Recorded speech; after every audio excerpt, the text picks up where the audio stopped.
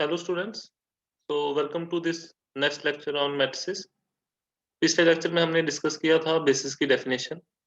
ठीक है, एक सबसेट होता है किसी वेक्टर स्पेस का जो फॉलोइंग टू कंडीशन सेटिस्फाई करता है, तो आपने देखी थी.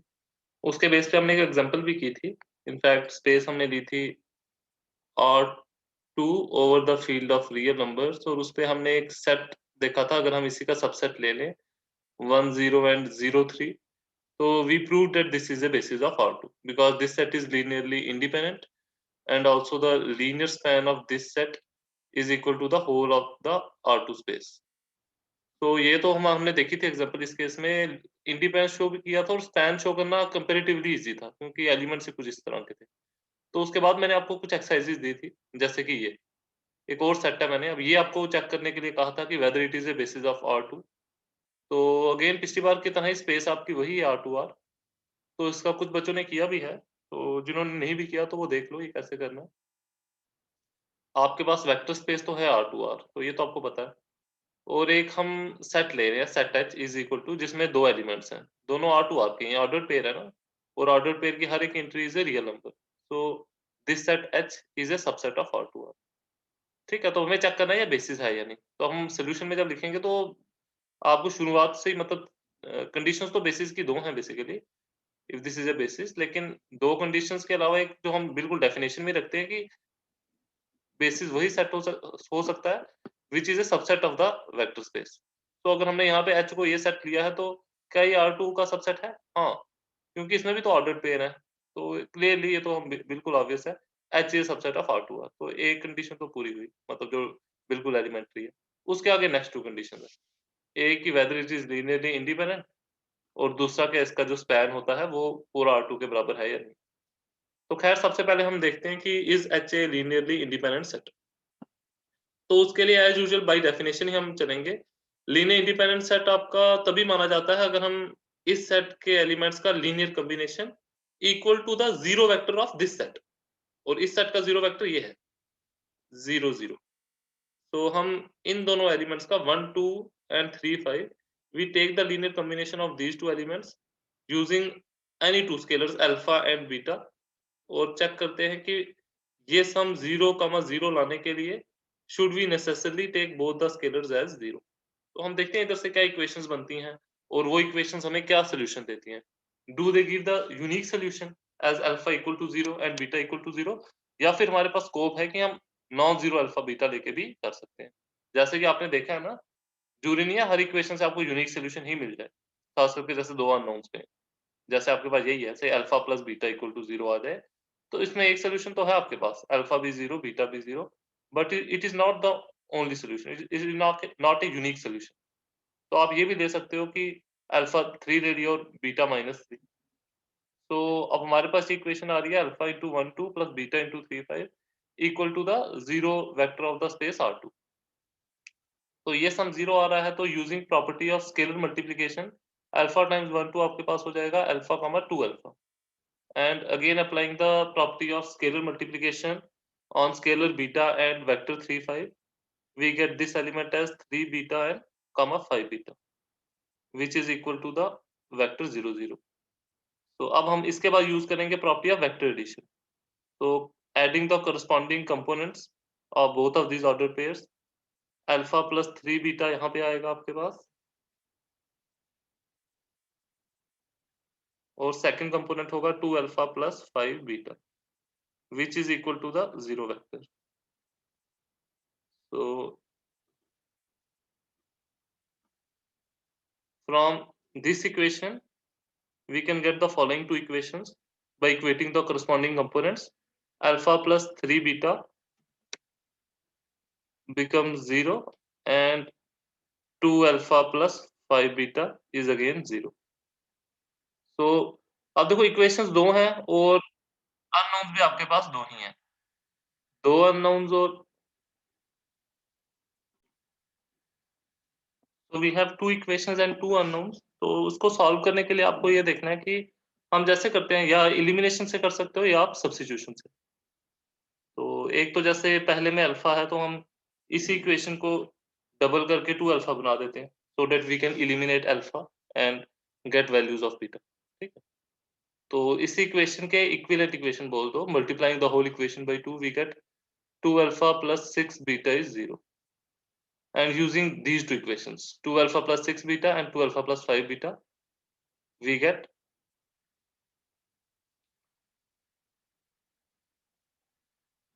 2 alpha plus 6 beta minus 2 alpha plus 5 beta is equal to 0 minus 0. So that implies beta is 0.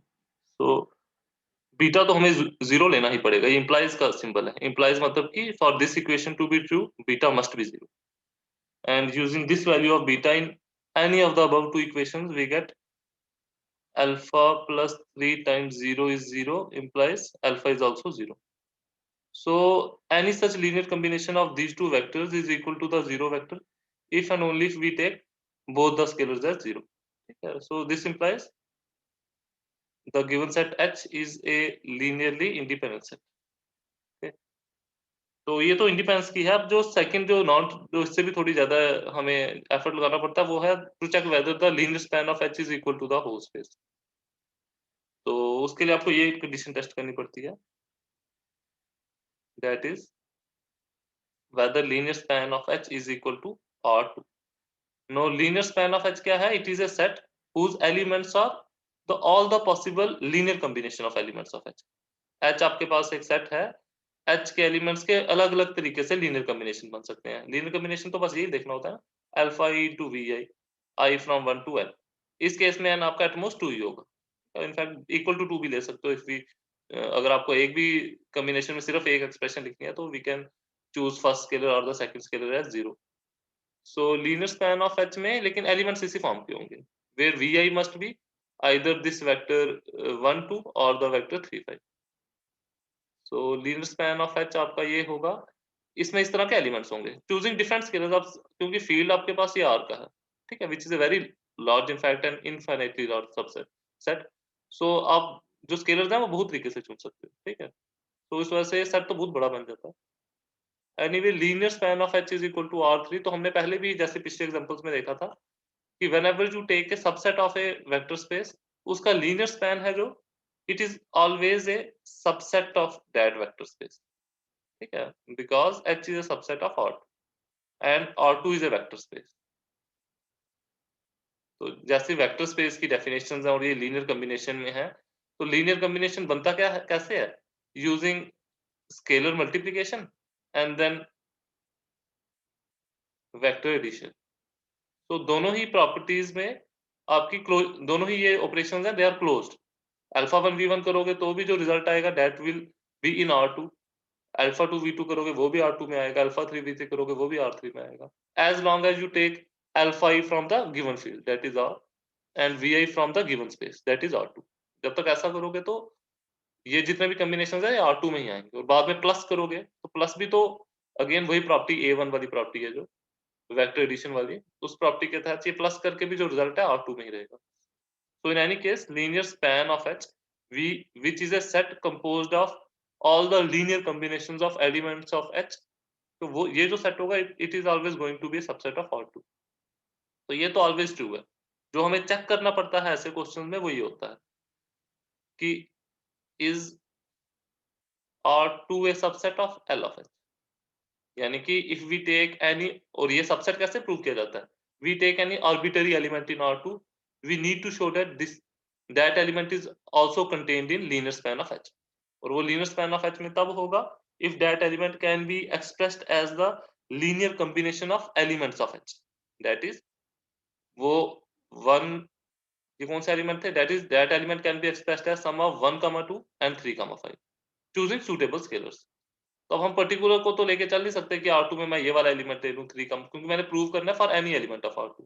इसलिए मैं क्या करूंगा, ऐसा 3 7 ऐसा कुछ नहीं करूंगा, मैं कोई रैंडम एलिमेंट ले लेता हूं. लेट से A, B belongs to R2.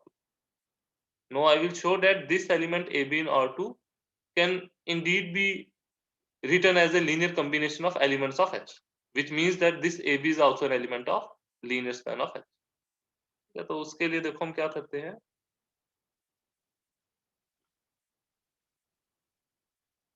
let AB be not, no, अब हम फिर से करते हैं, let A B is equal to alpha into, हमारे पास कौन से दो वेक्टर्स थे, one was 1 2 and another was 3 5, alpha into 1 2 plus beta into 3 5. तो if we succeed in finding some alpha and beta which will make this right hand side equal to ab, तो इसका मतलब इस इक्वेशन का solution है, तो that would be enough for us. तो if we are not able to find such alpha or beta, या equivalently बोले तो ऐसी इक्वेशन का कोई भी रियल सोल्यूशन मिले ही ना, there does not exist any such real alpha or beta which is going to satisfy this equation, तो फिर हम बोलेंगे कि ठीक है, ऐसा ए बी मिल जाते हैं आपको R2 में जिनको आप ऐसे लिख ही नहीं सकते. तो सो ये linear span R2 is not a subset of linear span. तो हम ये चेक करेंगे कि ऐसी इक्वेशन का सोल्यूशन मिलता है, और अगर मिलता है तो वो सोल्यूशन क्या होता है, ताकि फॉर एनी ए बी हम उसको 1 2 और 3 5 के सम के रूप में लिख सकें. तो ए बीज को हमने ऐसा लिख दिया, अभी हमने लेट ही किया, नो लेट. अब हो सकता है may be this equation does not have a solution, तो उस केस में हम बोल देंगे कि हाँ, ये लीनियर स्पैन का सबसेट नहीं है. और ये भी हो सकता है कि ऐसा अल्फा बीटा मिल जाए, अगर मिल जाए तो हाँ, we are successful in establishing this fact. ठीक है, तो ए बी को हमने ऐसा लिखा है. नेक्स्ट स्टेप में ये बन जाएगा, अगर ऐसा है तो that implies A B is equal to alpha into 1 2 क्या आ जाएगा, अल्फा कॉमा 2 अल्फा प्लस यहाँ पे आ जाएगा 3 बीटा कॉमा 5 बीटा. सो ये आ जाएगा that implies A B is equal to alpha और 3 बीटा ऐड होके बना देंगे अल्फा प्लस 3 बीटा, और ये 2 अल्फा प्लस 5 बीटा. ठीक है, no equating the corresponding components. ठीक है, using the definition of equality of elements in R2. R2 में दो एलिमेंट्स इक्वल कब होते हैं, if first component is equal to first, second. So that implies alpha plus 3 beta is A and 2 alpha plus 5 beta is B.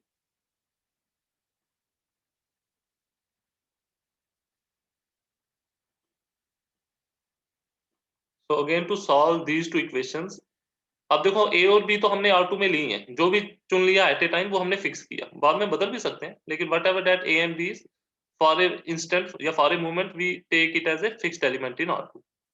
No doubt a and b can be changed as per our will, मतलब हमने अगर A B हमने 3 7 लिया तो 3 7 ही रखना है for the moment, जब तक हम इक्वेशन सॉल्व करते हैं. इसका मतलब 3 7 के लिए मिल गया आंसर. तो सिमिलरली फॉर एनी, अगर हमें 3 7 के लिए आंसर मिलेगा तो हमें और भी किसी एलिमेंट के लिए मिल जाएगा. हम देखेंगे ऐसी कोई कंडीशन तो नहीं आ रही कि डिनोमिनेटर 0 है, ऐसा कुछ. So alpha plus 3 beta a, 2 alpha plus 5 beta b आ रहा है. ये ए बी आपके पास जो भी है वो हमने शुरू में चूज किए थे अपनी मर्जी से, ये चूज करने आर्बिट्ररी, ऐसा नहीं कि हमने कंडीशन बोली थी कि both A and B must be positive, ऐसा कुछ नहीं था. ए बी R2 में हमने जो भी चुने थे, अब चुन हम अपनी मर्जी से सकते हैं, लेकिन once we choose those elements, तो in these two equations this a and this b is fixed. अब हमें जो अननोन है वो क्या है, अल्फा बीटा, उसकी वैल्यू हमें निकालनी है. टू फाइंड दैट वैल्यू तो अगेन या सब्स्टिट्यूशन करो या एलिमिनेशन करो.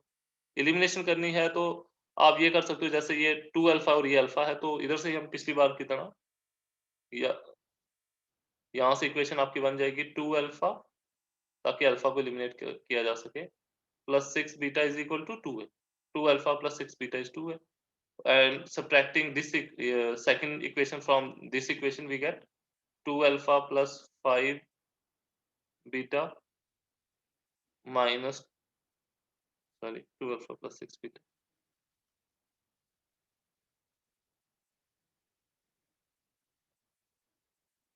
To alpha plus 6 beta minus 2 alpha plus 5 beta is equal to 2a minus b. So this implies 2 alpha minus 2 alpha cancel. Beta is equal to 2a minus b. And from here we get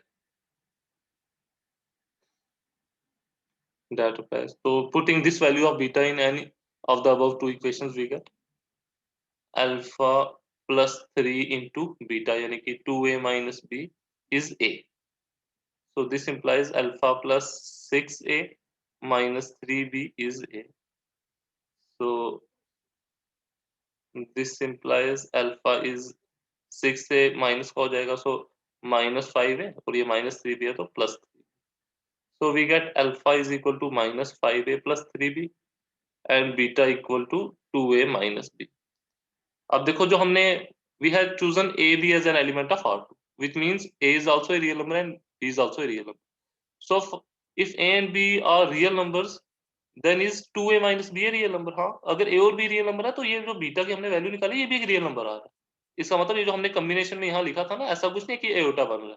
अगर तो equation solve करने पे हमारे पास ये stage आ जाए ना कि beta आ गया मान लो root of 2a minus b, तो फिर तो हम बोलेंगे भाई पता नहीं है, हो सकता है 2a माइनस b करके कोई नेगेटिव नंबर आ जाए तो हम रूट लगाएं. तो ऐसा कुछ नहीं हो रहा. a और b अगर रियल नंबर है तो 2a माइनस b 100% एक रियल नंबर ही है. सिमिलरली अल्फा जो हमारे पास माइनस 5a प्लस 3b आ रहा है ये भी 100% एक रियल नंबर है, provided a and b are real numbers, जो भी होंगे. हमने यहाँ जब चुने a b R2 में था, इसका मतलब a and b are real number. So for this ordered pair in R2, we are getting the values of alpha and beta also as some real numbers. और ये जो अल्फा और beta की value है ये यूनिक है. देखो इस इक्वेशन से सीधी सीधी वैल्यूज आई हैं ये. तो इसको आप, तो इसका मतलब corresponding to each element AB in R2, that element can be expressed as some linear combination of 1, 2 and 3, 5 by choosing suitable scalars.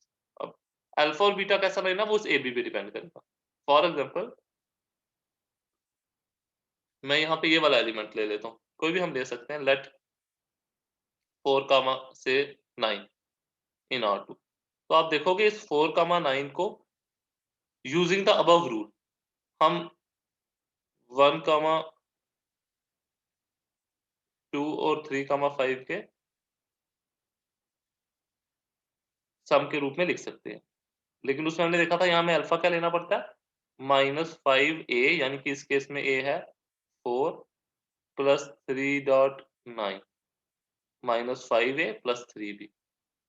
और बीटा हमें क्या लेना पड़ता है 2a माइनस b, यानी कि 2 into a and then minus b. So this becomes 9 3 the 27 हो जाएगा और ये -20, तो ये 7 आ जाएगा यहाँ से इसके लिए. यानी कि for this particular ordered pair in R2 या particular element of R2, we need to take alpha as 7 and beta must be 4 to 8 -1. Beta -1 लेना पड़ेगा. तो आप देखो कि अब हम ये वेरीफाई कर रहे हैं, हमें जरूरत नहीं है चेक करने की, ये तो हमने बिल्कुल, लेकिन आपका फर्स्ट क्वेश्चन था तो मैं आपको ये शो करना चाहता हूँ कि जो हम इस तरह प्रोसेस अपनाते हैं अल्फा और बीटा निकालने का, तो वो आपको सही रिजल्ट ही देता है. यानी कोई भी हम एलिमेंट ले लेंगे 4 9, तो उसको हम ऐसा लिख सकते हैं. ये करने की जरूरत नहीं है अनलेस आपको कोई स्पेशल क्वेश्चन में बोलो कि लीनियर स्पैन शो करो and after that show that 4 9 can be expressed as sum of these two elements. अगर ऐसा लिखा, सिर्फ बेस तक पूछा तो इतना काफी है. लेकिन अब मैं बता रहा हूँ ना कि आपको कोई भी एलिमेंट है तो कैसे वो बन रहा है इन दोनों की मदद से.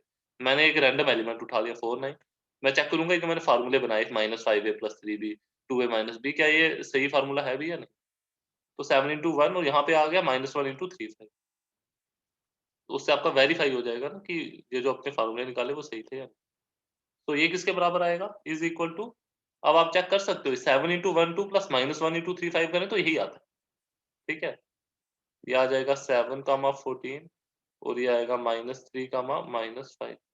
सो 7 और -3 करेंगे 4 हो जाएगा, 14 और -5 करेंगे तो 9 हो जाएगा. हाँ, तो ये इसका मतलब this is true. thus we verify that.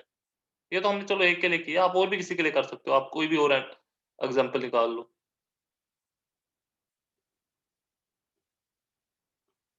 आपने एक और एग्जांपल निकाल ली से 12 कामा 3. हाँ, तो उसका भी वही रूल लगेगा. आप चेक कर सकते हो सही आता है नहीं. 12 कामा 3 ऐसे तो है. अगर हम अपना रूल बनाए तो अल्फा 12 के लिए क्या आएगा, alpha is -5a plus 3b, यानी -5 into 12 प्लस 3 into 3. ठीक है, तो ये आ जाएगा 60 प्लस -60 प्लस 9 तो -51. ओके, और सिमिलरली जो बीटा आपका आएगा वो क्या आएगा इसके लिए 2a माइनस b. तो 2a माइनस 3 सिंपल. 24 माइनस 3 21. तो अब हम चेक करते हैं कि ये करके क्या वही रिजल्ट आता है. अगर हम alpha into 1 2 plus beta into 3 5 करें तो क्या आएगा -51 इंटू 1 2 प्लस बीटा यानी कि 21 इंटू 3 5, तो वो आएगा -51 कामा -51 को 2 से करोगे तो -102 प्लस यहाँ से आ जाएगा 63 यहाँ से आ जाएगा आपका 105, ठीक है।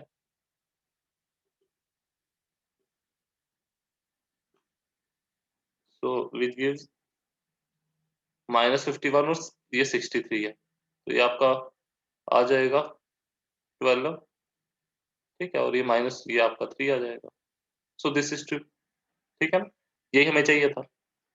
तो इसका मतलब ऐसा आप किसी भी किसी भी R2 के एलिमेंट के लिए चेक कर सकते हो, हमने जो ये फार्मूले बनाए हैं सही बनाए। तो इससे क्या साबित हुआ, whenever AB is taken in R2, that element can be expressed as combination of these two elements, यानी कि R2 का कोई भी एलिमेंट ले वो लीनियर स्पैन ऑफ H में आता है, सो R2 is a subset of L of H। तो ये हमने प्रूव कर दिया।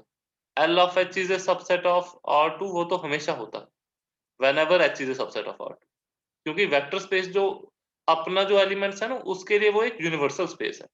जब तक आप उस पे स्केलर मल्टीप्लिकेशन और वेक्टर एडिशन करोगे तो सेट से बाहर नहीं जा पाओगे, ठीक है। R2 का एलिमेंट जब जो मर्जी करो R2 के अंदर ही रहेगा, जब तक हम एलिमेंट्स को खुद से मल्टीप्लाई, खुद से ऐड और स्केलर से मल्टीप्लाई करें, तब तक आप बाहर नहीं।